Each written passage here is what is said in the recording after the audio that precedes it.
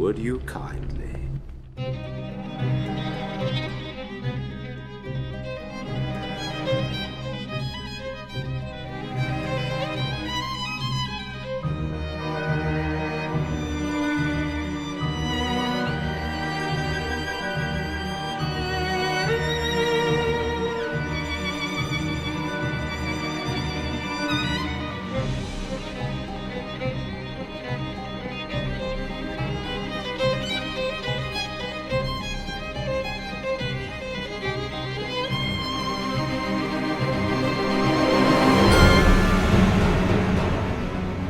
Ladies and gentlemen, hello and welcome to another spooky episode of Retrotopia.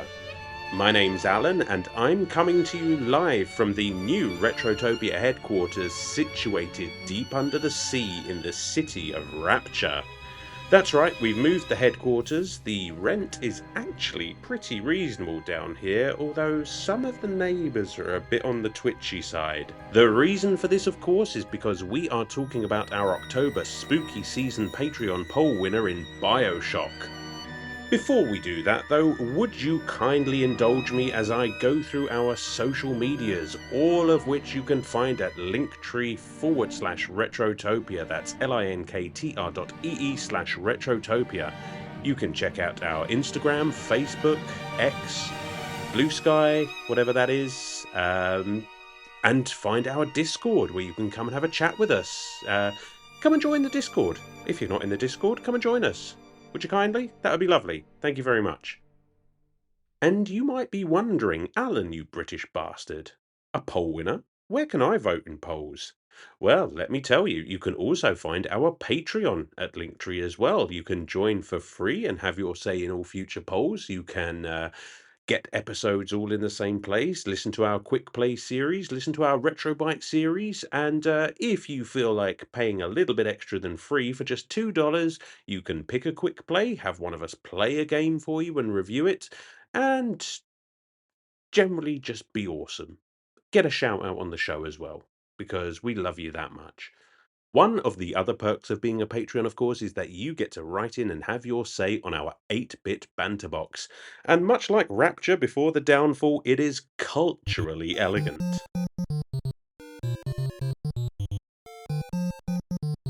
Alright, let's see what we got here. So first up on the box, we have Sharkbite, who says, you have to get rid of one of your consoles and the games with it, but in exchange you get unlimited money, but you can't buy that collection you got rid of. What are you choosing?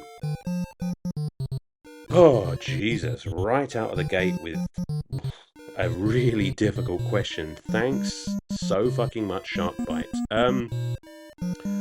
I suppose, and I have thought about this, if I have to get rid of one collection, one console's collection, and I'm sorry if you can hear my cat in the background there, she won't shut up for some reason.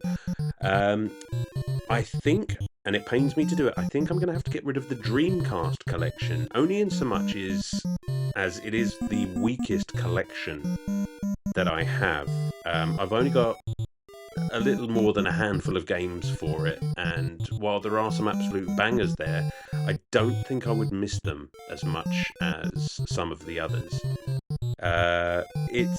I'd never really played the Dreamcast back in the day, so I don't really have any nostalgic attachment to it. So I think that would probably be the easiest one to lose, but it pains me to do it, so fucking brutal, Sharkbite. Thank you for that. Moving on, we've got Randy Berridge, or our beloved Sir Francis Cake, who says, hey Alan, hope you're doing well. I'm knee-deep in Mass Effect at the moment. Yourself and another member of the community, shout out Pickle, have been my sages of wisdom in this intergalactic adventure. Despite being a lifelong gamer, I'm still pretty novice in the world of RPGs, and they can overwhelm me. What advice would you give to someone who is looking to cut their teeth in the genre? Appreciate your thoughts and looking forward to the episode as always. Well, Cake, first things first, let me just tell you, as somebody who is not a novice with RPGs, even I can get overwhelmed with a new RPG. There's always that moment where you have to almost relearn how to play a game, because every RPG tends to have sometimes significantly different ways of playing. So don't feel bad, you're not alone in that. I would say with RPGs, I mean, take your time. They're not meant to be rushed. Some people find, taking your time and grinding can make it a lot easier down the line. I would say as well, don't discount out of hand the abilities that allow you to buff your characters, because for a lot of RPGs, buffing and debuffing, well, buffing yourself and debuffing enemies can be almost essential to winning some of those late game battles. It's not something that I did a lot when I was growing up, and I think I struggled with RPGs a lot more because of it. I mean, this is not. I mean, we're not talking about Pokemon here. If it's Pokemon, then yeah, you just. I mean, come on, fuck off all the attacks that don't do damage. We all know that. But for your more deep JRPGs and the like, it can be worth looking into attacks that don't just do damage. That can be very, very useful. Always keep an eye on your party's equipment. See if you can find new and better equipment. Just look at the stats, and I mean, there's no right or wrong way to build your team. You always have to do what works for you. But yeah, I mean, I hope that helped. Like I said, I mean, I wouldn't say I'm an expert in RPGs either, and I've been playing them for years. You've just got to take each game as it comes and try and figure out the best way to play. But I know you're enjoying Mass Effect. We've spoken about this, and that warms my heart because the Mass Effect trilogy, probably my favourite trilogy in gaming, and I'm not even sure about the word probably there. Moving on, Blaine the Hoagie Man. If you were to suggest one gaming soundtrack, not just a couple of songs that sound the best from a soundtrack, but a soundtrack that you feel would be the best representation as a whole to have someone listen to that has never played video games, which soundtrack would you choose? Oh, Blaine, this could be a podcast all on its own. How long have you got? I ummed and ahed about this question for a good while, and if it's somebody who's never played a video game before, I think I'm going to discount any of the sort of 8 or 16-bit sort of chiptune soundtracks. Don't get me wrong, they are fucking amazing, and some of the best soundtracks in gaming. But I think if you're trying to hook somebody who's never tried a video game before, they may not get that sort of soundtrack. So I think what you'd have to go for is something orchestral, perhaps. I mean, I'm discounting soundtracks that are heavily reliant on music that already exists, like your Grand Theft Auto and things like that, because I don't really feel like that's... I feel like that's cheating. Although, again, fantastic soundtracks. You said... what did you say? Not just a couple of songs, because when I heard this question, I just thought, well, I only need one song, and that's Gerudo Valley from Ocarina of Time. That would be enough for anyone, I think, because that track absolutely fucking slaps. I think something like Ocarina of Time is a good choice. Any music from The Legend of Zelda. I mean, they have concerts for the music for Legend of Zelda, and we've been to one, and it's astounding. There are certain tracks from, again, Mass Effect that I would say, and something like an Elder Scrolls or Skyrim or something like that. But if I have to say an entire soundtrack, I think I'm going to land on Ocarina of Time, because you have a good mix of the jovial, the light-hearted, the serious. It kind of covers the entire scope of human emotion, I think, if you want a very pretentious answer. So, yeah, probably a bit cliche, but I am a Zelda fanboy, so what do you want from me? Oh, God, that's a lot of talking. Alright, thanks, guys. Really good questions this week, so I appreciate it. Keep them coming. Moving on. So, what have I been up to? Not much since the last time we spoke. Me and Mrs. Gentleman did an escape room the other day, which was a lot of fun. Have any of you done escape rooms?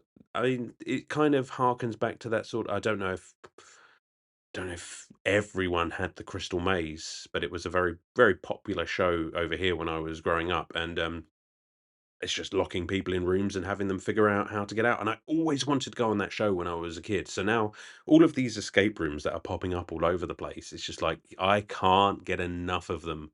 So much fun. We did win. We got out in 51 minutes and some odd change out of the hour that we had to get through it. So we succeeded. And then we went for a lovely dinner afterwards, a couple of drinks. It was our 5-year anniversary, wedding anniversary. So fucking delightful. Really enjoyable time. Other than that, just the usual gaming. What have I been playing? Obviously, we're still slowly working through Borderlands 2. I have completely forgotten everything I've been playing recently. Oh god, no I haven't. I've been playing Earthworm Jim for the Mega Drive, and fuck me, let me tell you, that game is something else. That's for a quick play, of course, and it might be the last quick play I ever do. It might be the last game I ever play because I think it might actually kill me. Yeah. I've also been playing. I'm just trying to think. Oh, I've just started up Resident Evil 4 Remake, which I'm a die-hard Resident Evil fan, so been dying to play that game, no pun intended, and really enjoying it so far. I mean, I'm not seeing beyond the obvious facelift. I'm not seeing a whole lot different from the original Resident Evil 4. And going into it, I did think that when I heard that they were making Resident Evil 4 Remake, I have to admit, I did think, oh, does that game really need a remake? I don't know. But no, I am thoroughly, thoroughly enjoying it. It's very polished. Very enjoyable. And of course, I'm playing Luigi's Mansion 2 for an upcoming episode of Retrotopia. Not going to say anything about that. Going to save it for the episode. And that's about everything. That's everything I've been up to. Very exciting. I think you can agree. So that brings us to our gentleman's interlude. Nobody's been kidnapped this week, so let's get into it.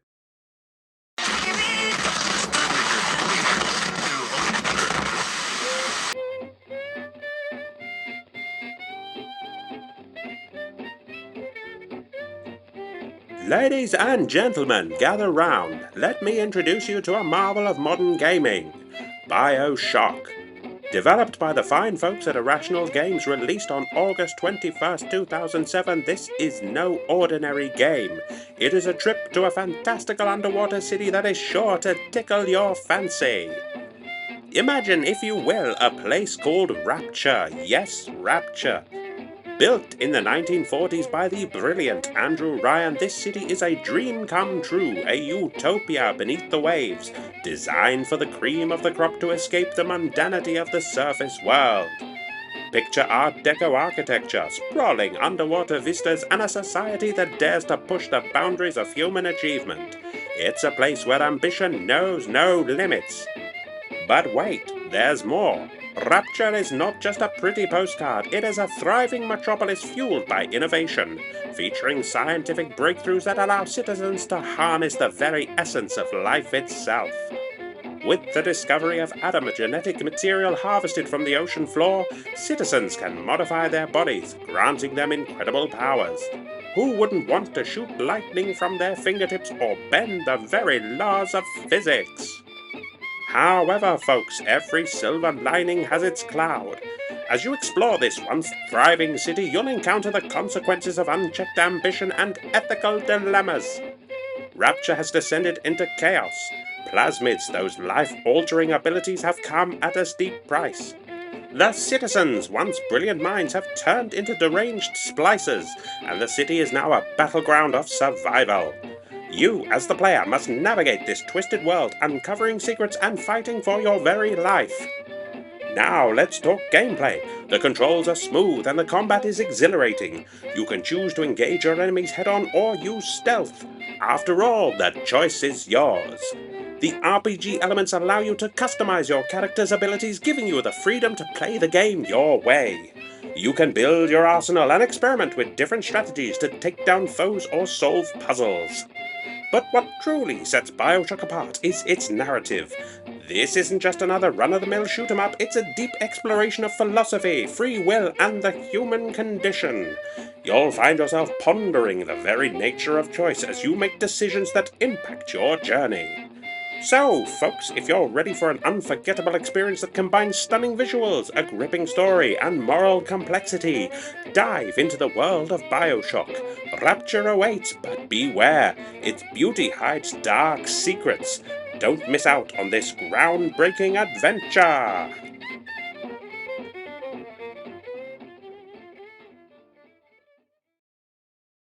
Right, so before we get into the BioShock talk, we of course have a couple of comments from you guys, and let's see what you have to say about BioShock.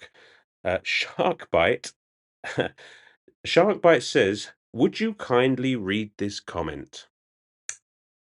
Yes, Sharkbite, I will. This comment. And Guy Who Does Things says, I absolutely loved BioShock. The hacking minigames, the creepy atmosphere, and the little sisters were all on point. I won't even comment on how amazing the twist was at the end. This game had such an impact, my best friend, Brian, still likes to call me Mr. Bubbles. I mean, what you get up to in your private life, Mr. Bubbles, is completely up to you. And, well, we all know what Brian's like. Well, thanks so much for the comments, guys, and thank you for tagging along with us on this undersea adventure. So, would you kindly hop into a bathysphere with us and descend to the bottom of the ocean as we discuss BioShock, released for the Xbox 360 and PS3 in 2007? Thanks for listening.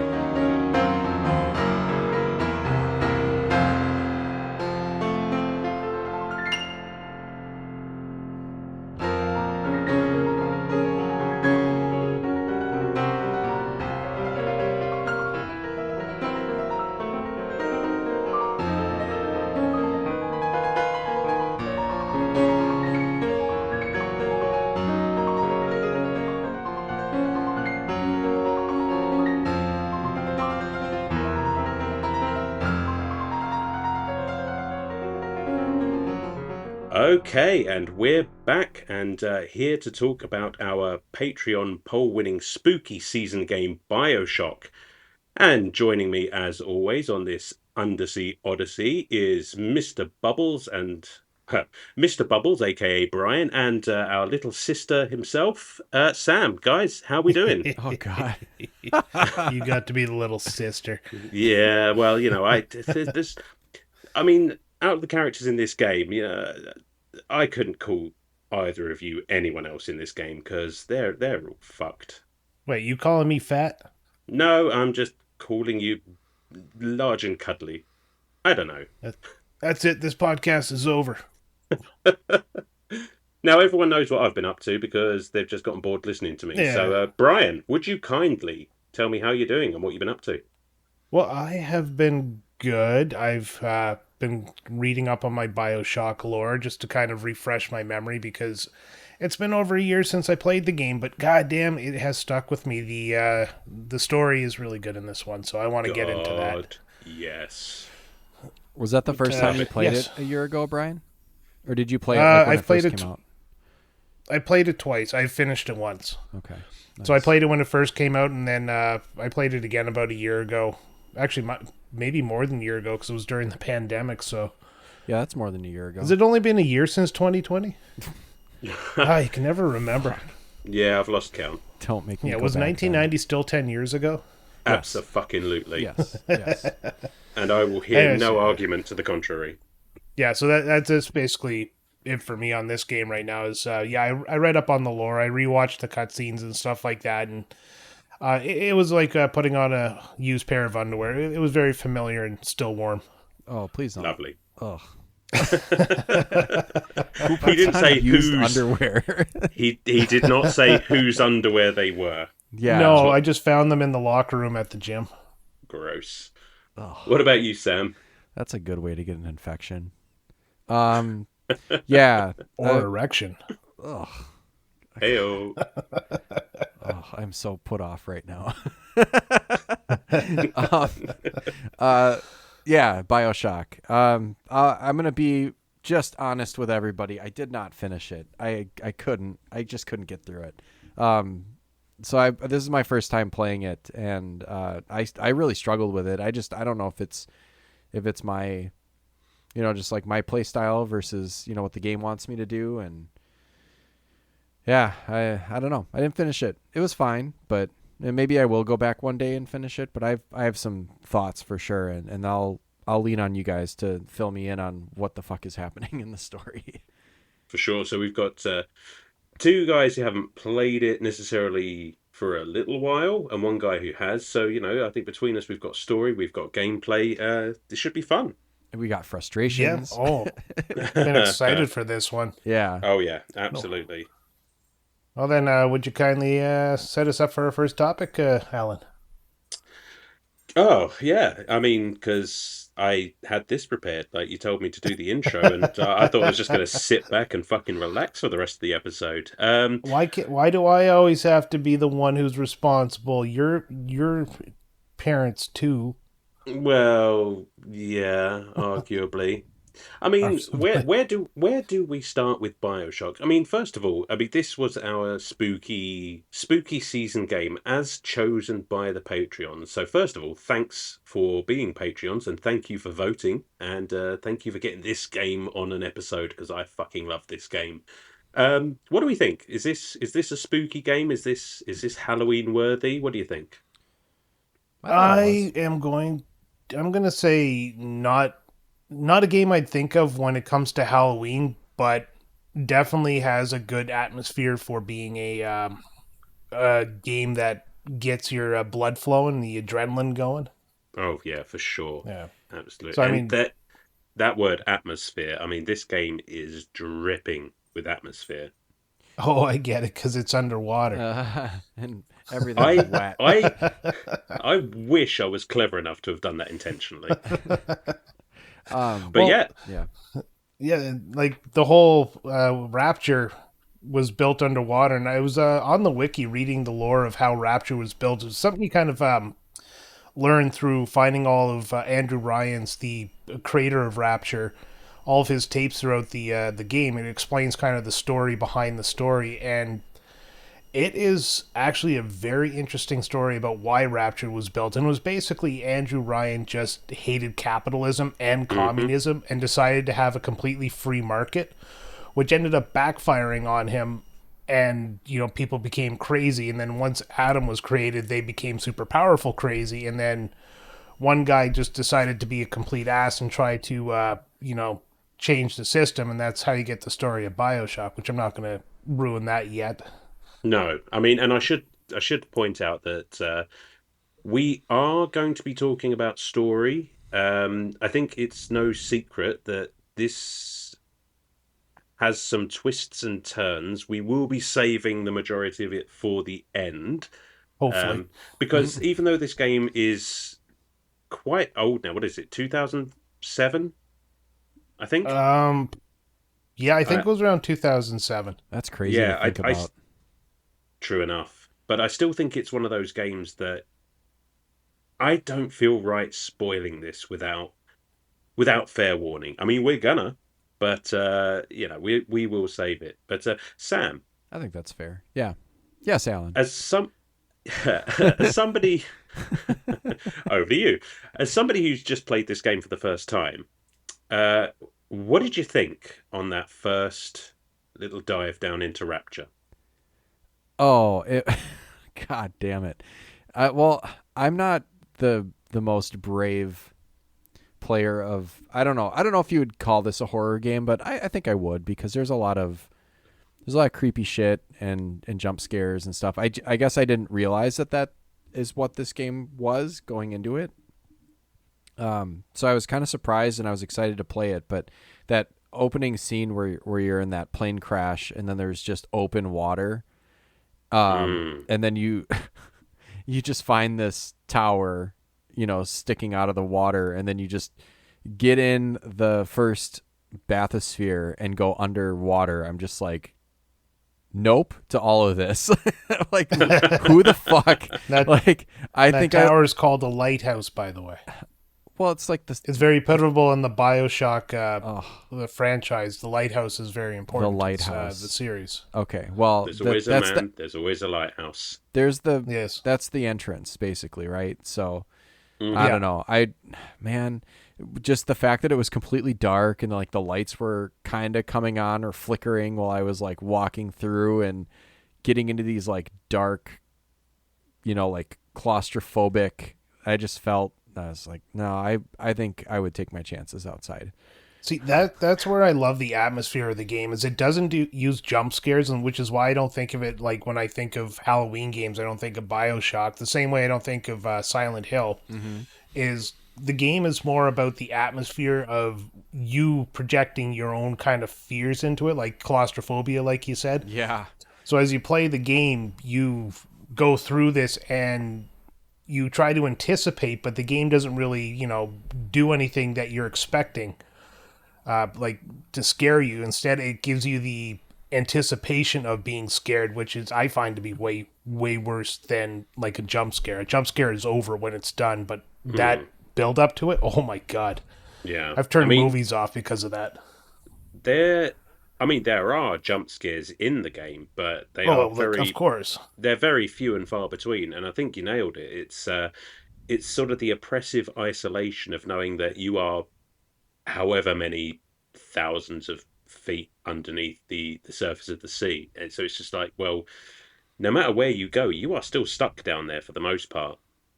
And I mean, Rapture itself got to be one of the all-time great gaming locales, surely. I mean, that first time you go down there, it's terrifying, but it's also Oh yeah.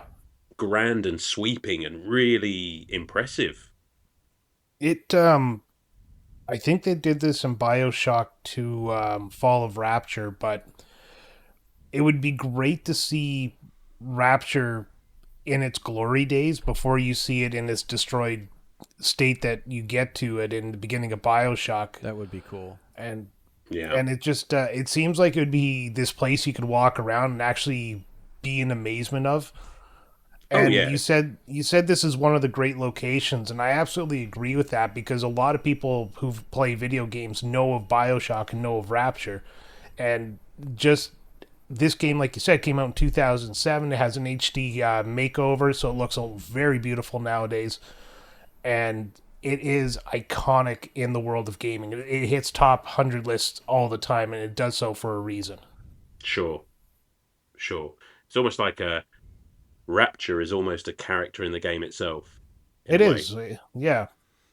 That is a great way to say that. There two things kind of popped into my head as I was listening to you guys talk about Rapture. One was just kind of a like pie in the sky idea. If they ever remaster or remake this game, wouldn't it be so fucking cool if somehow they gave the main character like flashbacks? You could actually see what Rapture looked like in its heyday. Like there are a couple times where you get these like kind of ghostly flashbacks, but where you see the people acting the way they did back when. But it would be cool if like the whole screen would change. Like you could see everything dialed back to that time.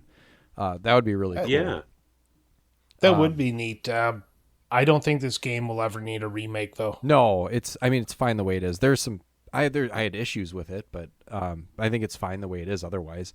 And then the other thing was going back to like fears, how it's like fear of open water, fear of drowning, fear of claustrophobia, fear of the dark, like just any number of fears. Like, I don't know if it was intended this way, and maybe it was, maybe it wasn't, but man, like this game really does go in and like access your pre-existing fears and just like fuck with them. Yeah, I think there's something in here for almost every phobia. Yeah. Yeah. Yeah. Like Definitely, crazy lady with hooks, like that's a phobia of mine. Is it though? When It's you his say relationship phobia? fears, because if a woman gets his hooks into him, he freaks out. Do I now? Fear of horny. Beautiful. But yeah, and that does bring us nicely to the inhabitants of Rapture in Oh yeah. themselves. The Awfully fucking scary. yeah, the splicers. Oh my god, Yeah. well done on enemy choice. Just the right amount of insanity versus mutation versus creepy powers. Yep. Yeah. And I love that most of I think the splicers and gosh, there was another, I can't remember what the enemy is called. They're just kind of like your basic grunt enemies or whatever, are just like always talking to themselves. And like you could just hear the insanity. And it comes from everywhere. It kind of seems like spatially it doesn't really, you can't place it, I guess. And that makes it even kind of creepier because you can hear it and it's like, where the fuck is that coming from? Yes. Yeah. You know what? I hadn't even thought of that, but yeah, the acoustics in Well, through the tunnels, through the tubes, through everything, it's just like, yeah, it can be very difficult to pinpoint. Yeah, it when I sounds like they're first right got next this to you. game, And, yeah. when I first got this game, like back in 2007, because I bought it fresh off the press, and this is the time when I was building computers still, and one of the things I always built with my computer was surround sound speakers, because I had to have that atmospheric surround sound, and this game uses it so well when you have the speakers like in front, behind, and to the side of you there, and it just envelops you. And you're right, you don't know where the sound's coming from at all the time, because you'll Very, have the sound. It sounds like it's coming from your left, but it's actually coming from your left front. But it's just the way it echoes through the room. It was definitely. so good. Definitely. One of my And we'll favorite games for the speakers. and we'll get into sort of sound design and music and how that affects the atmosphere a bit later on, definitely. But yeah, it's fuck me. Like it really does nail that atmosphere. Like you said off the top, Brian, it's just like perfect choice of words. Yeah, it's no. I love atmosphere in games. It's to me, it's makes the story that much more interesting. Mm. Silent Hill was really good because instead of trying to have high graphics, they use fog as a means to build suspense, and it works so Oh, well. And this game does the same thing with the tight corridors. I love Silent Hill so Yeah, much. I'm looking forward Yeah, to. I think this is off topic, but I might pick up that Silent Hill 2 remake. That gameplay footage looked so fucking good. I mean, I've been keeping an eye out for it, but I think like physical copies over here are starting to get a bit more readily available. But Yeah. that's a game I want for the shelf, definitely. And I don't Yeah, even need to watch. I've not actually watched any of the gameplay footage for that because I already know it's 100% I'm gonna get it. but I did pick up that PS1 copy. Oh, it's Yeah, in such buddy. good shape. sweet. It's sexy. Yeah, Yeah, I sorry. love when That's yeah. you guys pick up the games I've kept my entire life. Like I got, I think almost all the Silent Hills. I have oh man. one and two on the PlayStation 2. I on three on the PlayStation 2. I have four on a system and Homecoming, and yeah, so my collection is pretty good to go for all that. But we're off topic. Look at me just As dragging us usual. down the rabbit Come hole. on, Brian. Not like I got us off topic talking about a All different right, game. Sam, would you kindly move us forward then? Yes. I will in a Well, second here. we're talking we're talking enemies, so Yeah, I was like lost my train of thought completely. We've all been so tired. We were talking about before the show started. Like, I got my fucking brain scrambled over here. We were yeah. talking enemies. Fuck those big daddies at the beginning so hard.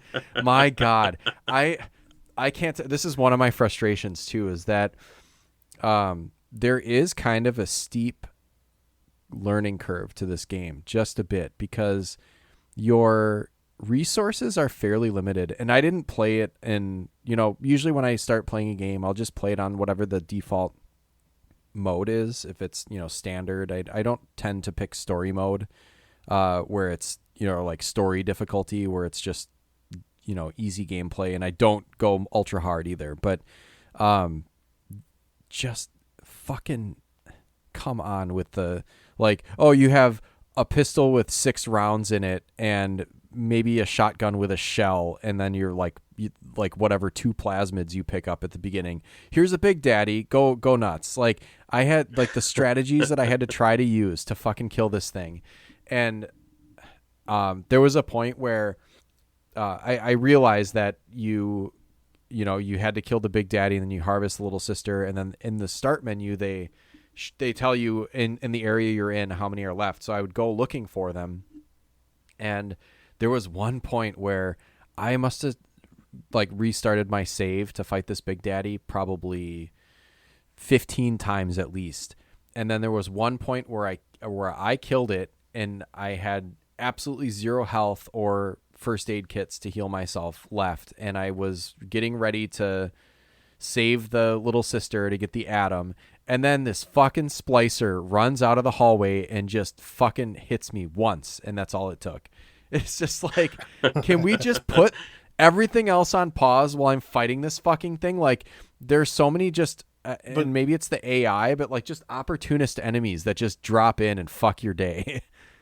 But the thing about the big daddies is early in the game, you're not actually supposed to fight them. You're supposed to avoid them. You can hide and let them walk by, and then you just carry on.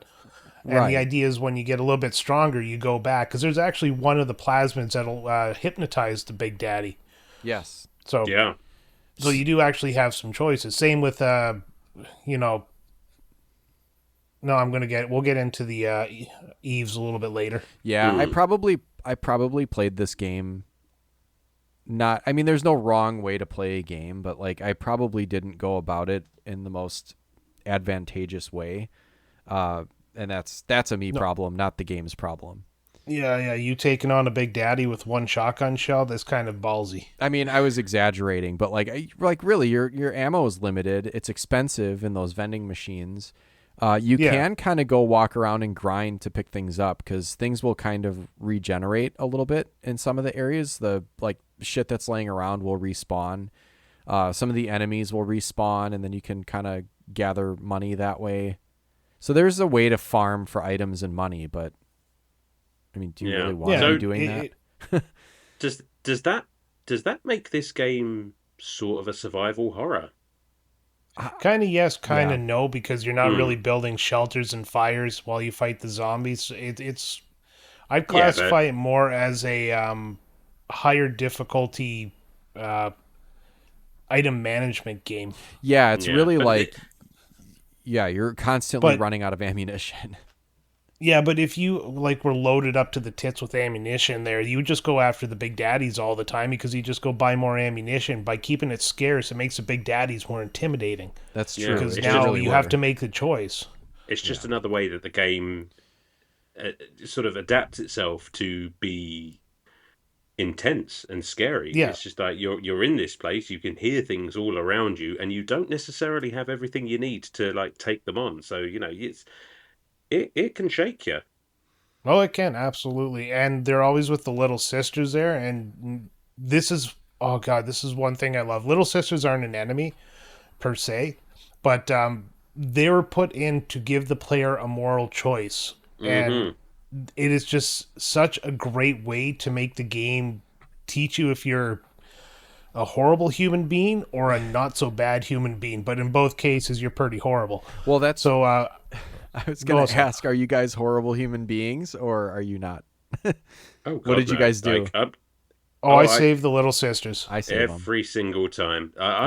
What kind of... And, it's probably somebody out there listening to this right now who's just like, fuck the little sisters. Yeah.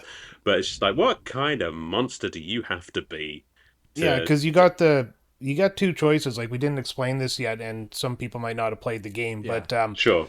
You got the 2 choices. So when you kill the big daddy there, the little sister will run away, and you can walk up to it, and you get this cutscene where you get a choice. You either save the little sisters or you harvest them for more Eve, which gives you kind of a boost to your plasmid powers. Yeah, more Atom. Yeah. And it really comes down to, do you want to possibly get a reward later in the game by saving them all, or do you want to harvest them and become more powerful and make the game a lot easier? So it's a really good choice. Maybe I should make the game easier next time and kill them. But it's funny because I there's a an animation basically when you save them, and then I wonder kind of what the animation looks like when you don't save them. I think it would be very upsetting. Yeah. You know what? I don't think I've ever seen it, Yeah, I've not. and I didn't even like I care to don't look think it I up. want to see it. No. But yeah, it's that. It's almost the sort of moral choice Knights of the Old Republic thing. It's just like you could go dark side and end up with all the money and all the weapons and everything that you need to make the game easier, or Well, don't be a dick and it's a little bit harder. Right. okay, I have to go to the board and erase how many podcasts we've done without talking about Star Wars and put another zero Oh, there. it's like the we've gone this many days without an accident. Yeah, pretty much, but it never changes from zero. Right. Well, Brian, you did not actually create us that page in the Discord where we could talk about Star Wars, so we're doing it here. That's true. That's on me. That's That's on on me. you. Although we That's all on do you. have that power, I could have done it too, but we'll just. Yeah, that's true. I'm in no rush. Like, Yeah, that's I'm your job. lazy. But yeah, All like right. maybe we should like explain what the plasmids and what have you are. Brian, Yeah, you we want to take that? absolutely should. Sure. Just give me a second here and gather my thoughts. So the plasmids are basically magic in the game. You start off by getting a plasmid, which is electricity, and really, really well done for the use of what you can do with the electricity. It's not just shocking and stunning an enemy. You can actually stun a bunch of enemies standing in water.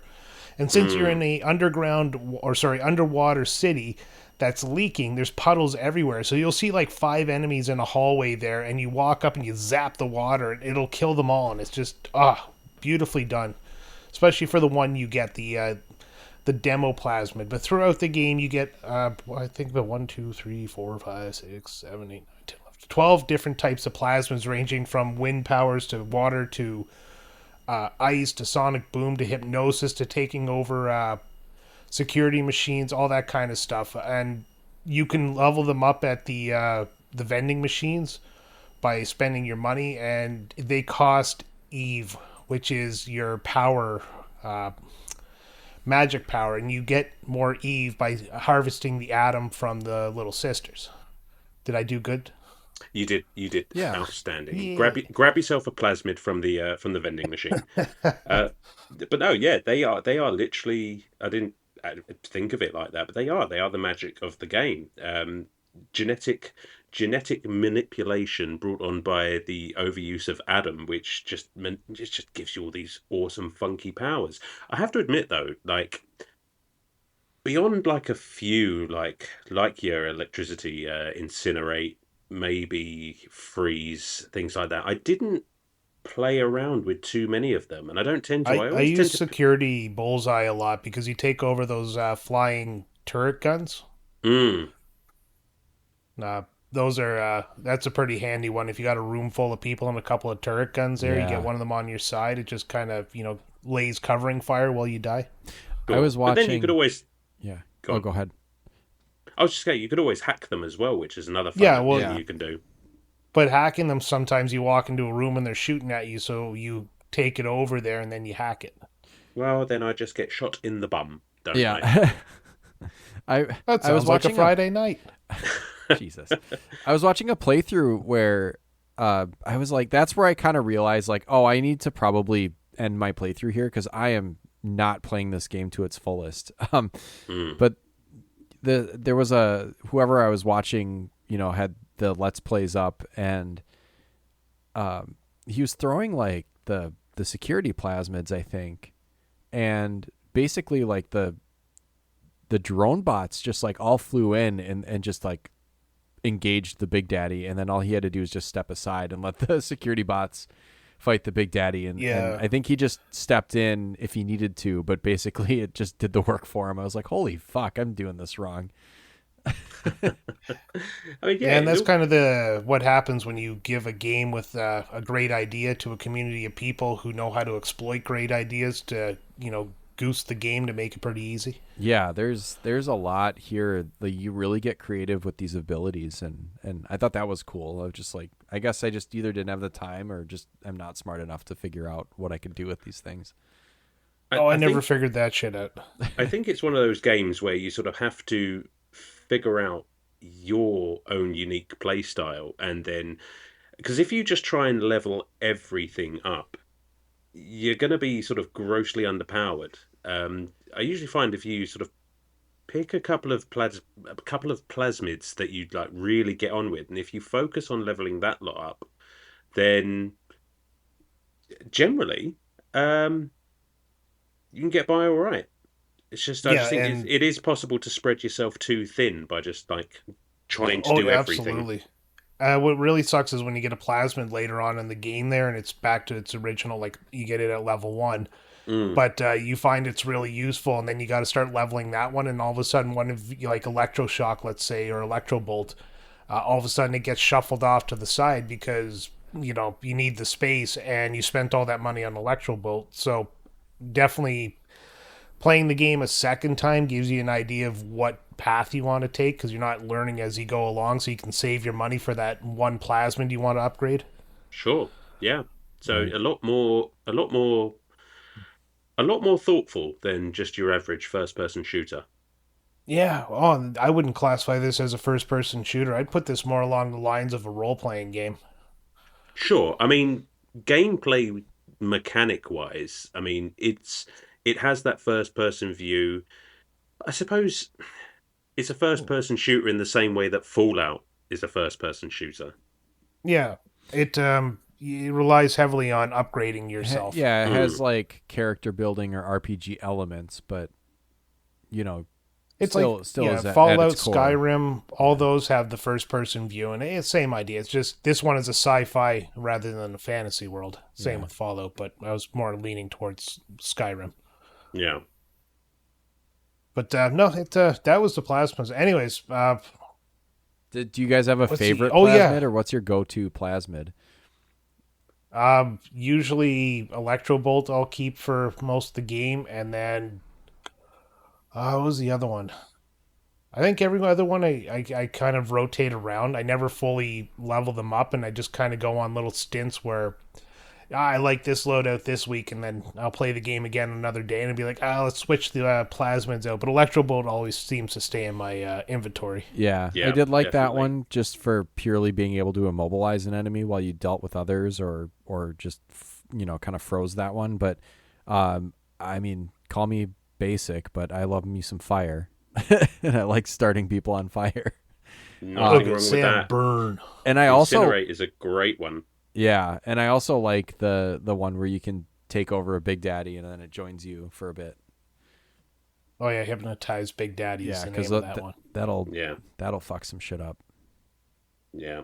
I mean, how fucking iconic is a Big Daddy, though? I mean, It really not to is. go off topic, but I mean, that's as far as like character design, enemy design. That is it's a pyramid head. It's you see that and you're just like, well, that's BioShock. Yeah, It's Yeah, it's the defining character of BioShock itself more so than even Andrew Ryan or Atlas or like all these mm, people that you interact with throughout the game. The yeah, little sister and the Big Daddy, they define the game. I mean, I never definitely. Have played you it until seen? this year, but I always associated the Big Daddy and the cover of BioShock with like the Xbox and the 2000s era gaming for sure. Exactly. Even if you've never played the game before, I mean, Right. that's you might not know what game it's from, but I think a lot of people would recognize those characters. Have you guys seen like some of the not to go too far off topic, but some of the cosplays that people do of that stuff? Like some of it is just fucking wild. Oh Oh, yeah. now I need to look it up. Yeah. My buddy who listens to the show there, his daughter for Halloween will be going as a little sister. Oh, that's Yes. awesome. Outstanding.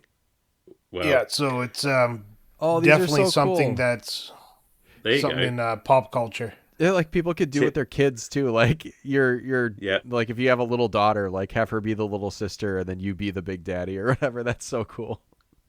Especially Well, if you're a single dad, you could go out, hey baby, I'm the big daddy. Ah, yeah. You want to get drilled? Do you want to come back from my place for some oh, candy? Sam, underrated comment. Did I Leave it miss to it? me. I I missed said you want to get drilled. it. Damn it. Oh, how did I miss that one?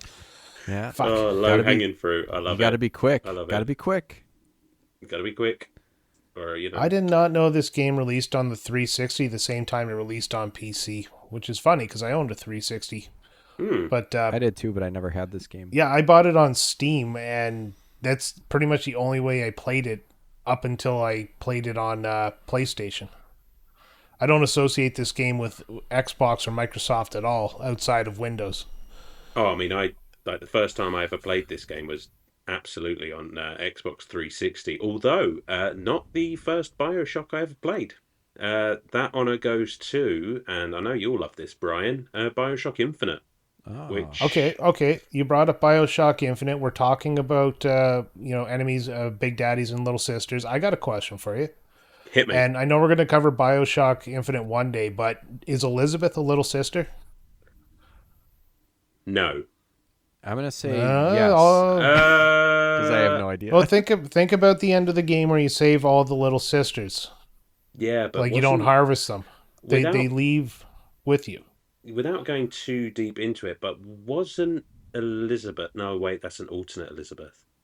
Who Oh is yes. she's one of Cohen's secret proteges. This is Oh, getting so Cohen. confusing. You Well, mean the we guy will. who did the art? Yeah. I mean, we'll get into Yeah. the story and some of the characters, and we will talk Bioshock Infinite because Well, I think it's the better game. yeah, we will have a whole episode on BioShock Infinite because I also think it was a better game. But let's get back to BioShock because once Let's. again, good old Brian off track just takes his train right into the station and not You on the were track. still talking about Bioshock. It counts. I'll allow it. Um, Yeah, that wasn't off so what? topic. No, no, absolutely. So what else we done? We touched on Well, gameplay. we touch on gameplay. You have weapons. You get a wrench. You get various types of guns. You get explodey guns. You know There's a that. lot of ammo variation per gun, which I really Yeah, appreciated. Yeah, that was and pretty fun. now I can't remember. This is the type of game where you can only carry one gun, right? One gun No, and a wrench, or can you carry the whole allotment? Yeah, I I had the feel whole. like you've got Yeah. a wheel you can choose from, right? Okay, all right. Yeah, but I couldn't it remember doesn't if come this up is. as a wheel, and it doesn't slow the game down when you're switching weapons. So I had a problem with that. That was, Hmm. and I understand that it's an older game, so it's probably not something that was very common at the time. But it's like, fuck, do I have to just like I would run out of ammunition with something, and I have to like cycle through the whole thing, including the camera, by the way, which is like, can the camera be on a separate thing? It's not a weapon. So I'm like flipping through looking for my next gun, and it's like I'm taking pictures of shit. It's like, what the fuck is happening? Like, I've got to I admit I forgot all about the camera, but yeah, you use that to take pictures of splicers who are in the act of trying to kill you. But it's just like, yes, let's stop for a moment and just take a couple of pictures. Just yes, hold that pose. You're about to crease my skull, but just hold that pose while I research you for some extra damage. for science. Um, for science. Go Yeah, absolutely science. for science. On top of the weapons, you also have the what are they called? Gene tonics. So you have the combat, the engineering, and the physical Oh tonics yeah, to I liked like those. upgrade your player. Right. So Yeah. yeah, those are things you must find throughout the game, and they're kind of repeated in other games, but it's just a way you increase your health, you increase your power, you increase your combat skills and things like that. So this is this is your leveling up, is finding these tonics throughout, which encourages exploring, of course. I can't Oh remember yeah. if you guys said. Did you guys say whether you played this on PC or not? I played it on PC. Okay, No. I can only imagine that.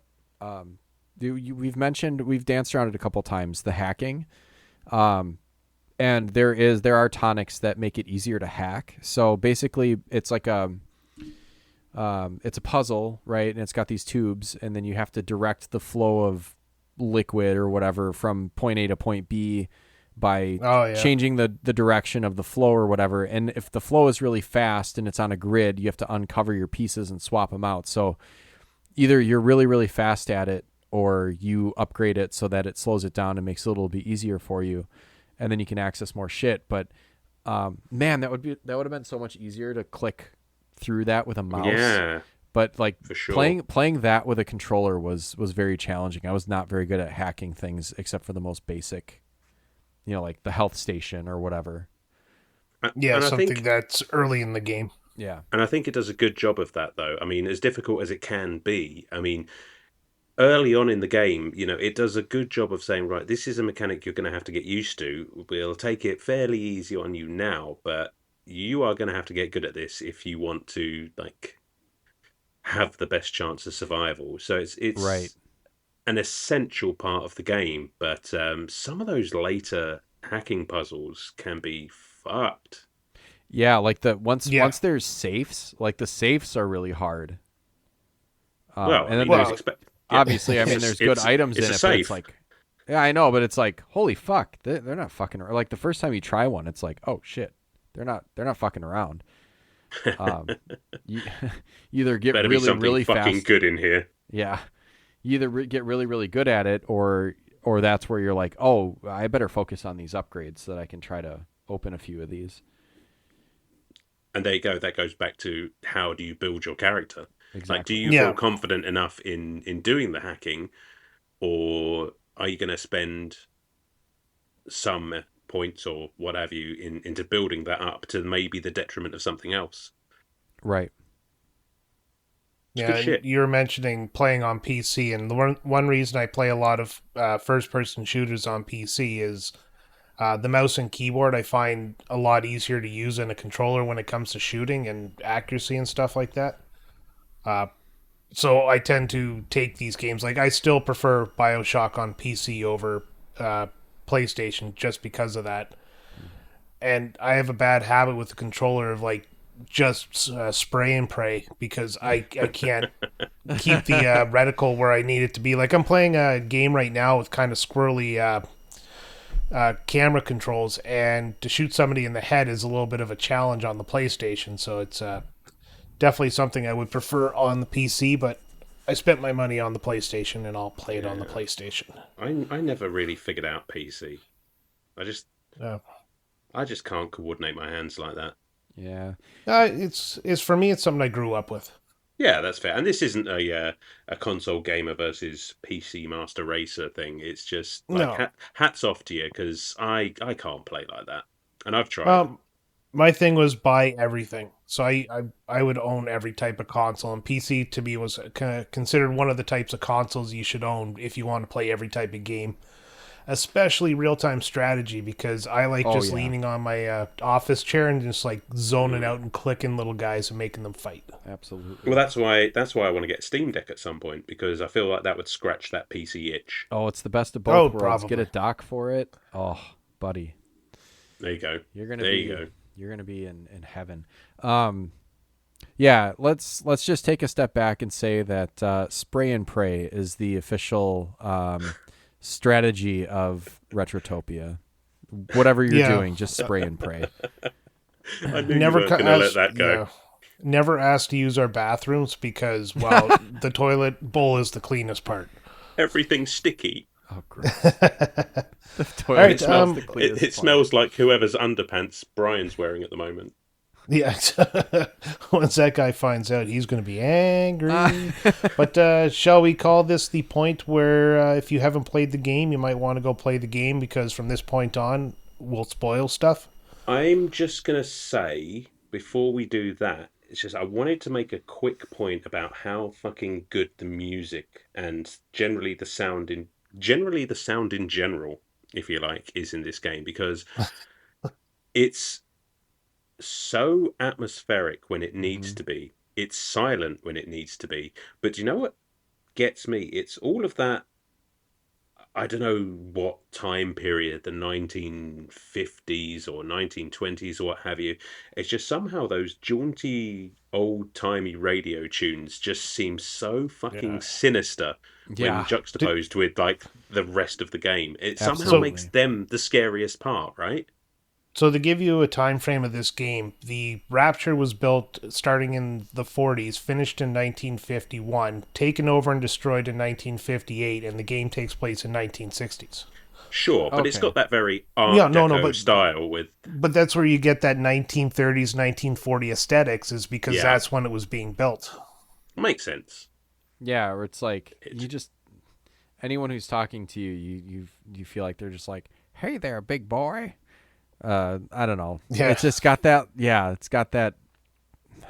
Yeah, it's hard to put your finger on a little bit, but it definitely has that feel. And like isn't kind of Fallout almost like that too, just a I bit? was literally Yeah. going to say that it has a very Well, similar Fallout contrast. Fallout is meant to be a snapshot of when the bomb went off, and Fallout has that iconic trailer there where it's playing that old timey song on the radio as it goes through a nuclear wasteland. Mm-hmm. Mm, Yep. Oh yeah, God, I love that one. yeah. I don't think I've ever seen a trailer for BioShock though.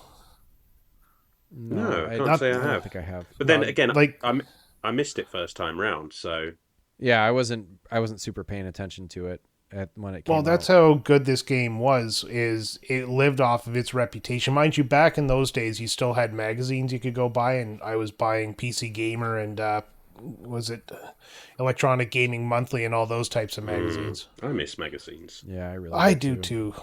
Looking at my Yeah. phone on the crapper is fine, but goddamn, having a magazine beside me and just catching up is Just that was the way to do it. Yeah, just That was having good those like shit. big glossy pages with full of pictures and yeah, it's like and Yeah. nowadays too, like you scroll on those articles and it's like loading ads and jumping you all over the fucking page.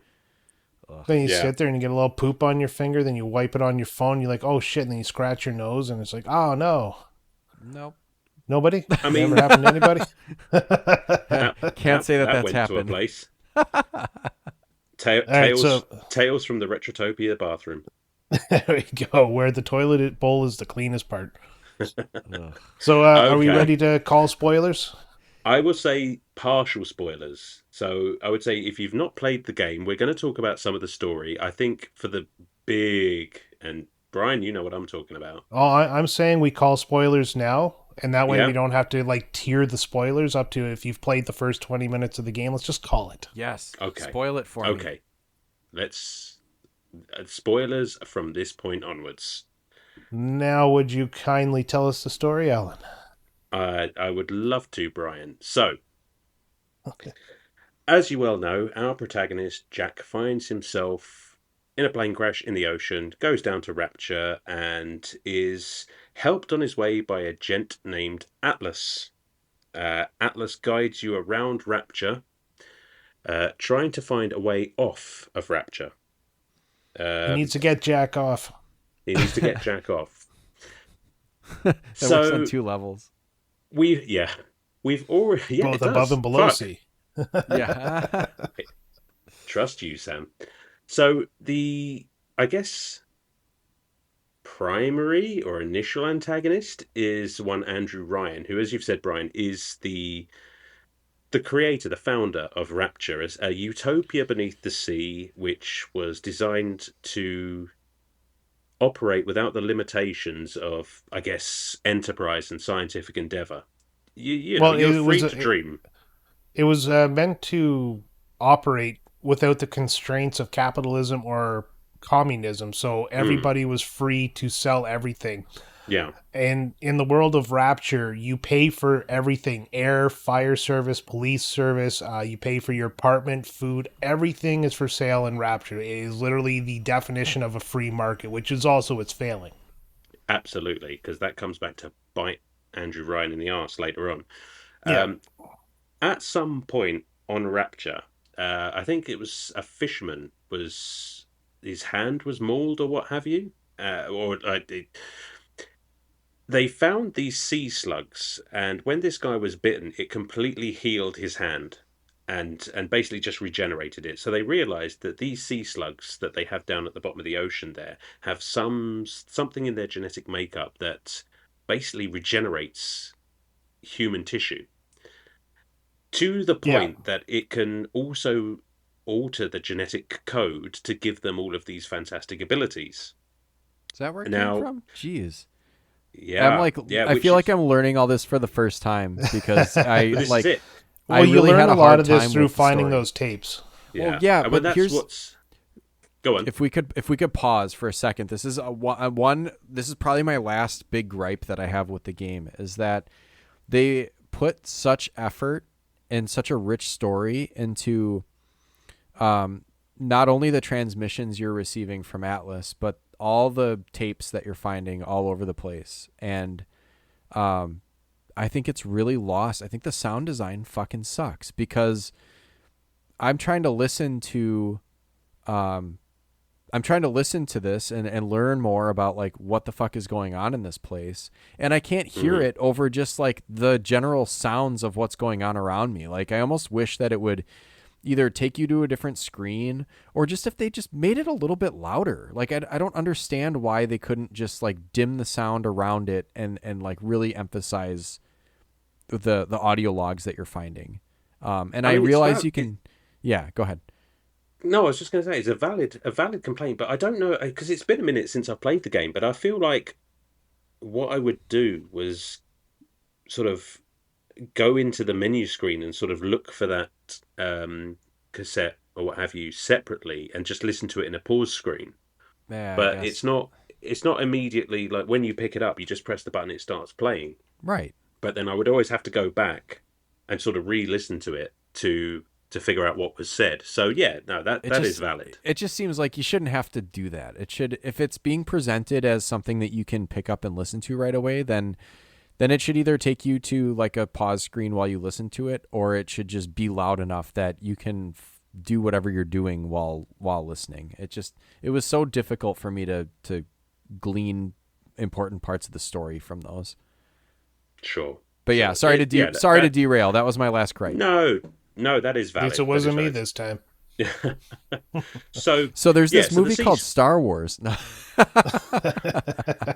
Ryan, back to the board. Yeah, back to Back the to the board. board. uh, So yeah, the slugs are actually what you are. I think those the slugs are what you are pulling out of the little sisters when you're yeah. healing them. Um, Wow.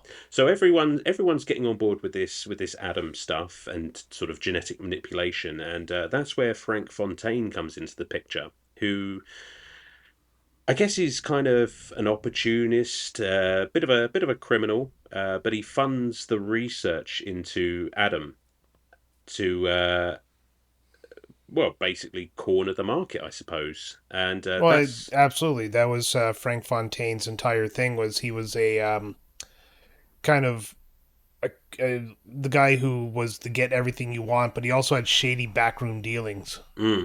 but was always where the evidence wasn't. Yeah, So yeah, that's the way to be. so that kind of creates, I guess, a schism in Rapture because he's up to his shady business right under the nose of Andrew Ryan. He's also smuggling things in from the surface, I think, which really gets up Ryan's nose. Basically, it all ends up with this essentially a civil war. Um, jumping the gun a little bit, but Frank Fontaine is it pushed his luck one too many times, and Ryan goes after him, and Fontaine is gunned down in a blaze of glory. Yeah, and that's the end of Fontaine's story. Yeah, Or is it?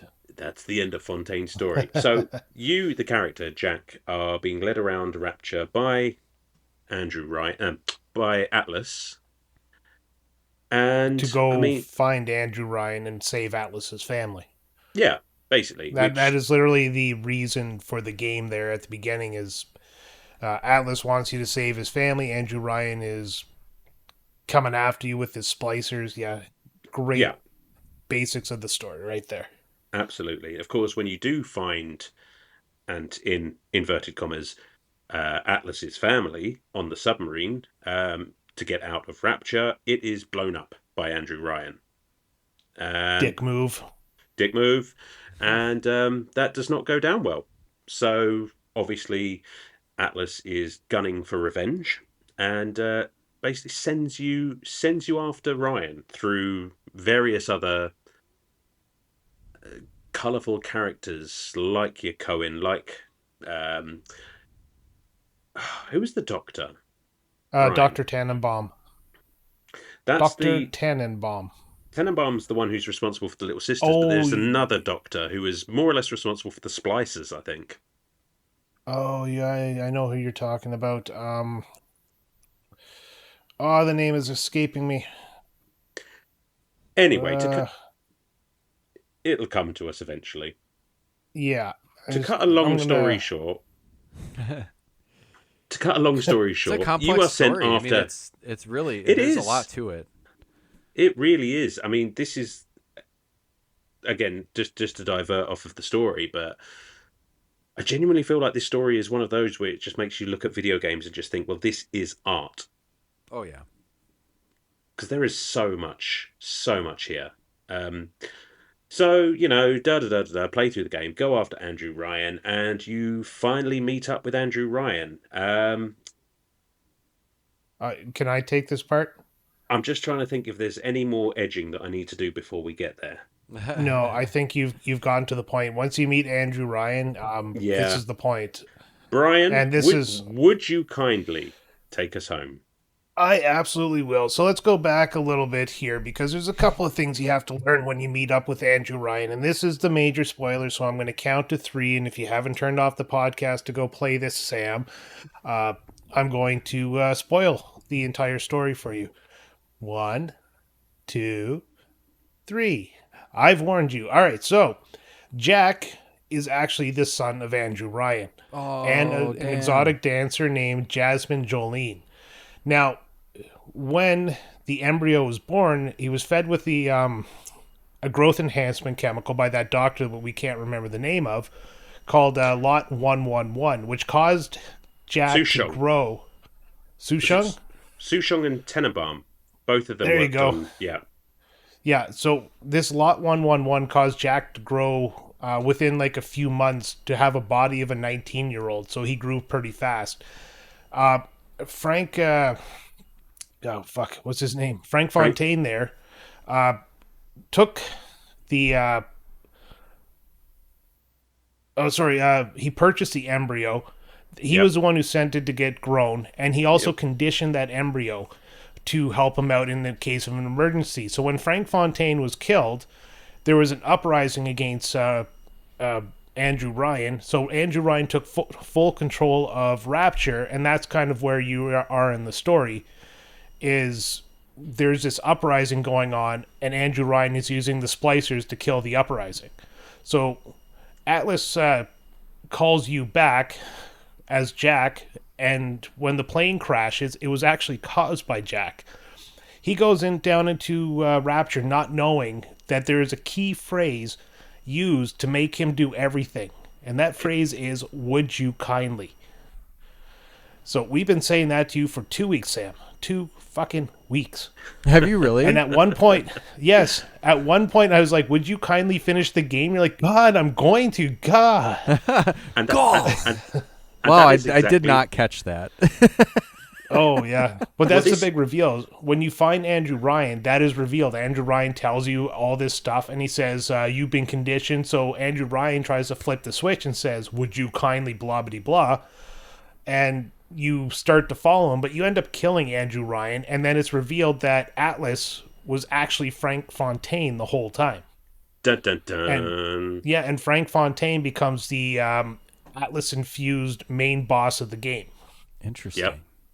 So Yeah, basically, Fontaine fakes his own death, becomes Atlas in order to give the downtrodden citizens of Rapture someone to rally behind, all while having the ace in the hole that is Jack off of Rapture, because he knows full well that most everything on Rapture is keyed to Andrew Andrew Ryan's Ryan. genetic code. So if he has his own piece of Andrew Ryan's genetic code to run around Rapture, unlocking everything, that's how he's going to take over. Yeah, And absolutely. it's that penny drop moment when you realize that that trigger is "Would you kindly?" that you And when I you play the guarantee. game a second time, you start Yes, hearing it. yes, and you don't realize until you know that it. And the second time through, you're just like, "Holy shit!" Like he is basically your actions as the player are being framed as basically being directed by Atlas or Frank Fontaine. Like you have no willpower of your own. Just by playing the game, you are obeying the psychological implants that have been put in you from birth, and it's fucking genius. Oh, it was so brilliant when you learned that. Like, you had to sit back and take it in. You had to give a bit of a pause just to absorb that twist. And it's honestly one of the best twists in video games. And if you haven't played and you're still listening, you've just lost that enjoyment. I'm sorry. I just lost that enjoyment. Yeah, Well, you gave us the go ahead. we asked you kindly. We said, "Would you kindly finish the game?" And you got all bitchy. Well, yeah, because that's not my code. But Yeah.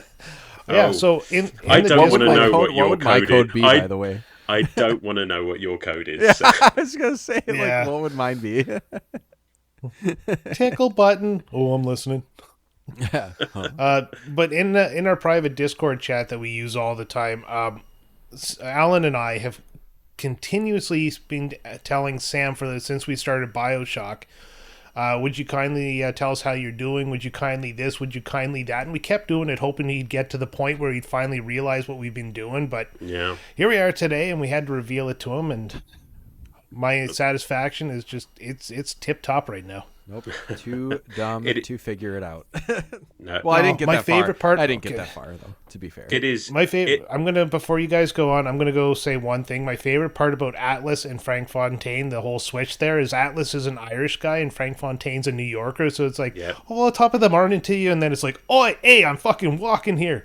Yeah. He goes from, I'm walking here. Very, very, very Irish to like very Brooklyn. Yeah. And Yeah.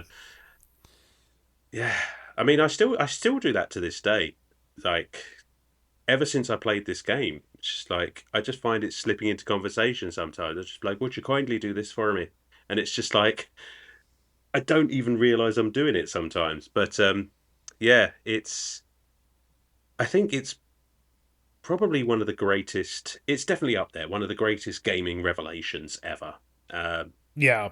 Just When I said I played it and then I played it a second time and finished it, I actually didn't get to this point until the second time I played it. oh really? And yeah, the first time I played the game, I was like, all right, this game is okay, but like the story's kind of, dragging. And then I never got to the point of the big twist. And then, yeah, people were talking about it again. So I was like, why not?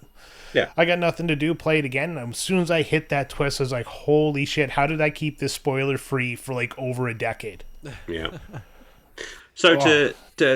to finish things up, Andrew Ryan is dead. Frank Fontaine has basically assumed control of Rapture, and Oh, yes, sir. Yes, sir, he has. yeah, and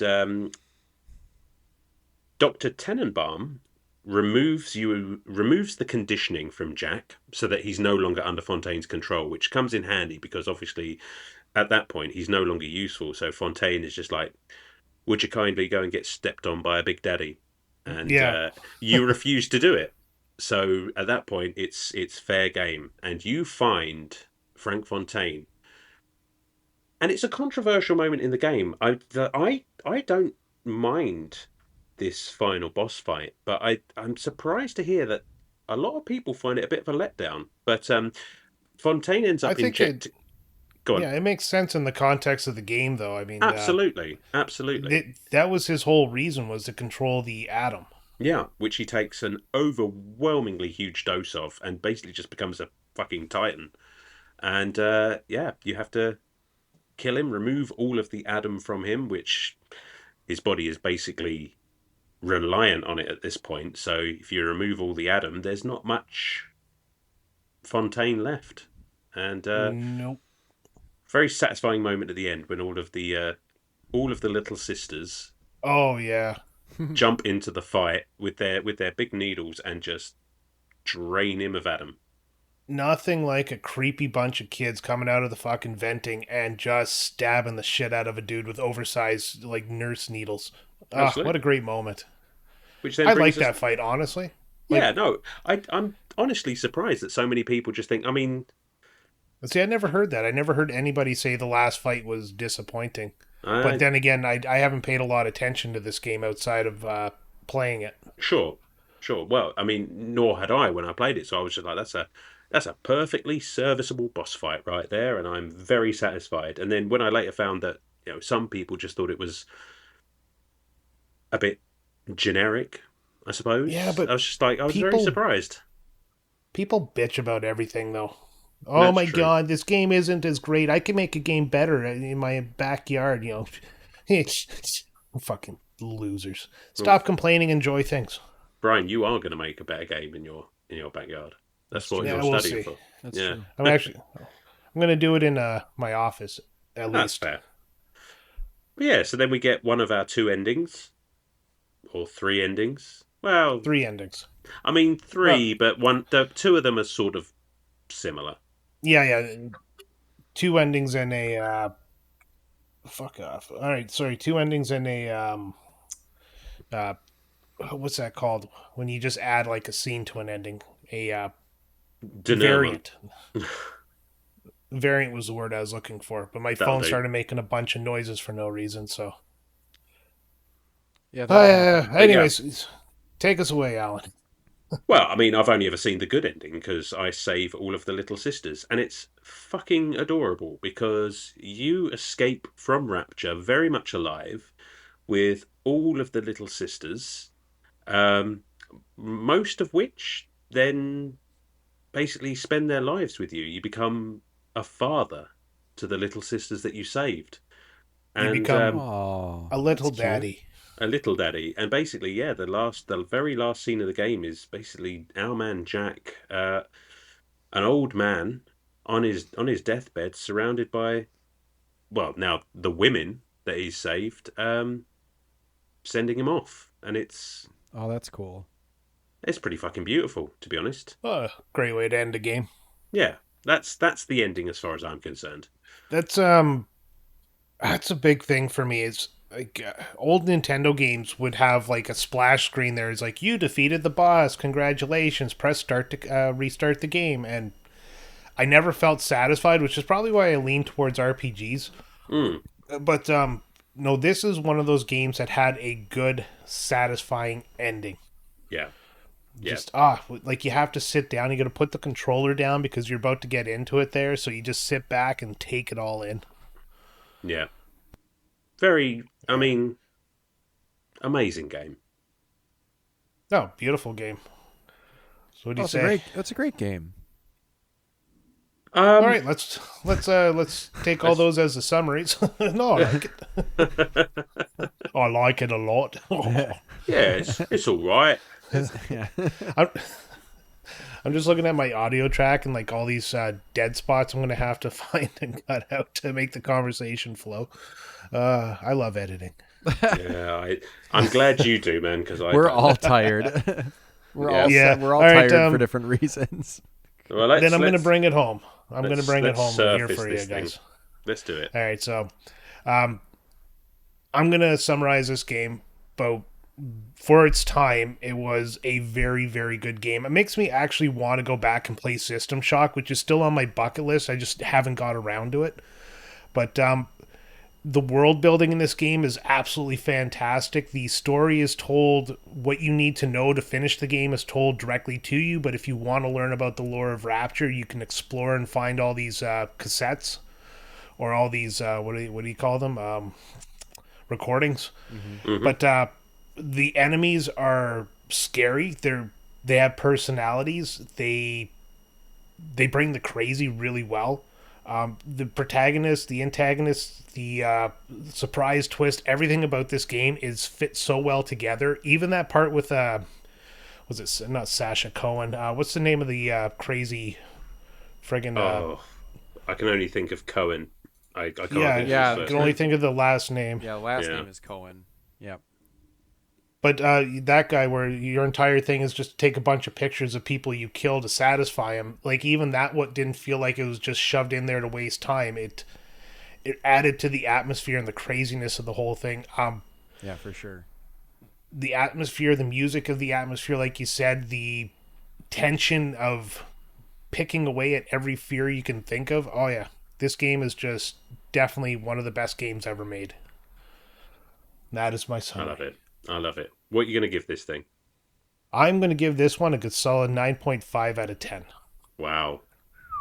I'm going to give it that because of where it sits in the history of video games, what it did for video games, and the fact that even today, we still look at BioShock as one of the best looking games that's out there.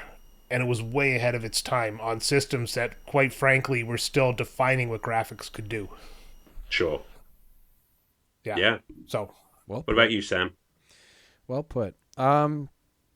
Well, I'm going to be a little harder on this because I think while it is good, I don't have the um I guess I don't have the nostalgia for it, and the deep connection to the story. So maybe my review is the outlier and is the one that can be discounted because I really do like. If you're interested in this game, you should play it. It is good. It's just not my cup of tea. I don't think. Um, I would give it maybe like a 7. I found it really hard to. I found it hard to get into, and I found the story hard to follow because of what I talked about before with the shortcomings, where I thought that it was really hard to follow the audio while the rest of the game was going on around me. And I don't think that you should really have to go out of your way to go into a menu to re-listen to things. I think that is just poor design. So I hate to be hard on it, but it's not a bad game. It's just I don't think it's for me. I would like to go back I like. and finish it sometime. I do Yeah. like how a 7 out of 10 is you being hard on a game. I was going to say, I Well, mean, for someone who didn't play like the whole game, I think that's still a very respectable score. Yeah. yeah, I mean it's just probably not as high as what someone would probably expect for a game that's as lauded as this one is. Mm, Listen, everybody's allowed an opinion, no matter how wrong it is. Yeah, yeah. that's true. That is true. I'm just saying, whoever gives this game the lowest score is cleaning the Retrotopia bathroom. Um, I call the inside of the bowl oh, done. oh, gross. Alan, what's your assessment of the game? Like, let's wrap this up with some beautiful British summary.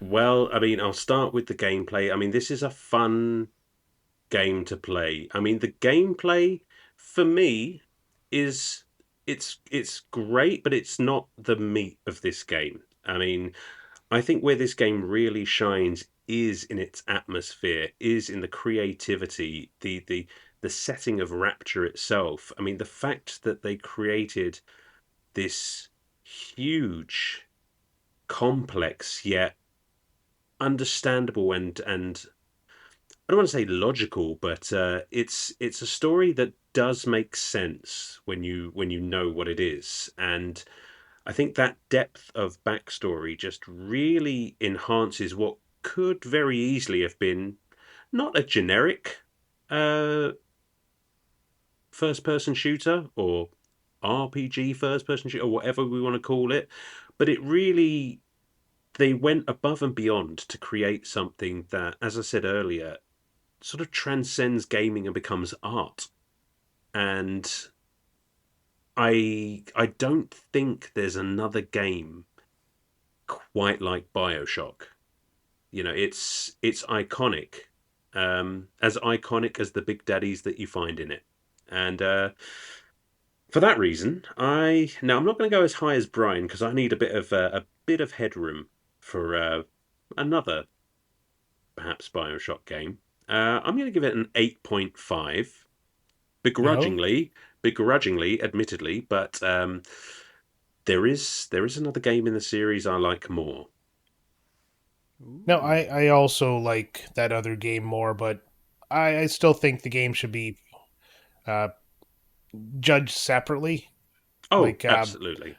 my personal enjoyment of a game doesn't really factor into my score all the time. Sometimes I will give it a little bit of a bump because I Mm, see the value behind it. Like, if we ever played Halo, it's a game I'm not very interested in. I've never liked Halo that much, but I would still yeah, give it a fairly high score because I do see the value behind it. Well, I and think like Ren and my Stimpy, score. like Yeah, you gave Ren and Stimpy a little bit of a bump, and that was Ren and Stimpy gets nothing. I really Nothing. appreciated that you gave Ren and Stimpy a bump. I think. Because you gave Animaniacs a little bit of a bump. Uh, Down. Bump it right off this fucking show. All right. it's such a shame I missed those episodes. That would have been fun. Oh Oh, man, Um, well, I'm yeah. sure we'll get another one. Sure, but yeah, I just think because if this had been the first BioShock game I ever played, then it probably would be higher. But coming as the second one, it's Oh, that makes yeah, sense. 8.5. I'm happy. All right, Wow, you cool. guys had some really like insightful and thoughtful commentary, and mine was just like, I didn't like it that much. 7. Well, we don't keep you around because you're the speaker, Sam. You're the looks of the show. Yeah. Now, Okay. now would you And the guy who kindly cleans the bathroom. We have a low would you standard. kindly stop bonking the furniture? Oh man, Jesus, it's already Halloween. This is technically the 1 year anniversary of Retrotopia. Wow. Yeah, pretty 52 great, huh? episodes on a weekly show that we haven't missed a week in 1 year. So yeah, episode 52 is the 1 year anniversary episode, and it's BioShock. What a game! Yeah. I love it. You. We did it. Now, Brian, All right, do you wanna do the outro because I can't remember what to fucking say. All right, I'll do the outro because, I like to do the outro. So thank you for listening to another episode of Retrotopia where we talked about BioShock. We spoiled it at the end. If you're at this point, you already know that.